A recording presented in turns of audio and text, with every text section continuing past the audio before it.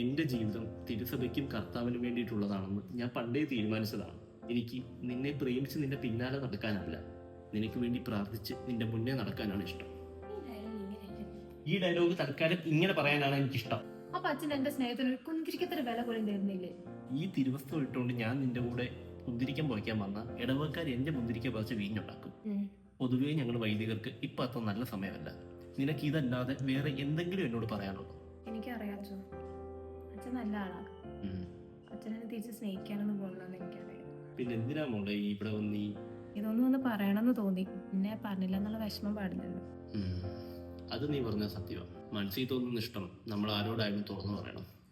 ഇല്ലെങ്കിൽ മനസ്സിലുള്ളതൊക്കെ പറഞ്ഞു കഴിഞ്ഞപ്പോ ഒരു കുരിശ് ഇറക്കി വെച്ച പോലെ. ആ കുരിശ് എന്റെ തോളത്ത് വെച്ച് നിന്നപ്പോ നിനക്ക് സമാധാനമായില്ലേ? ഇനി നിനക്ക് വേണ്ടി ആ കുരിശ് ഞാൻ തീർന്നോളാം. നീ നിന്റെ പാപങ്ങൾ മോചിച്ചതായി കണ്ട് വീട്ടിലേക്ക് പോകും. പിതാവിന്റെയും പുത്രന്റെയും പരിശുദ്ധാത്മാവിന്റെയും നാമത്തിൽ ആമേൻ. ഞാനേ അച്ഛന്റെ കുർബാനയ്ക്കൊന്നും വരാട്ടോ. വേണമെന്നില്ല. അതെന്താ? അത് മറിയാമേ, നമ്മളെ സ്നേഹം ഉണ്ടെന്ന് കരുതി ഒരു വീട്ടിലോട്ട് എല്ലാ ദിവസവും ഇടിച്ചു കയറി ചെന്നാൽ അവർക്ക് എന്തോ തോന്നും. അതുപോലെ നിന്റെ കാര്യം. നീ എല്ലാ ദിവസവും പള്ളിയിലോട്ട് വന്ന്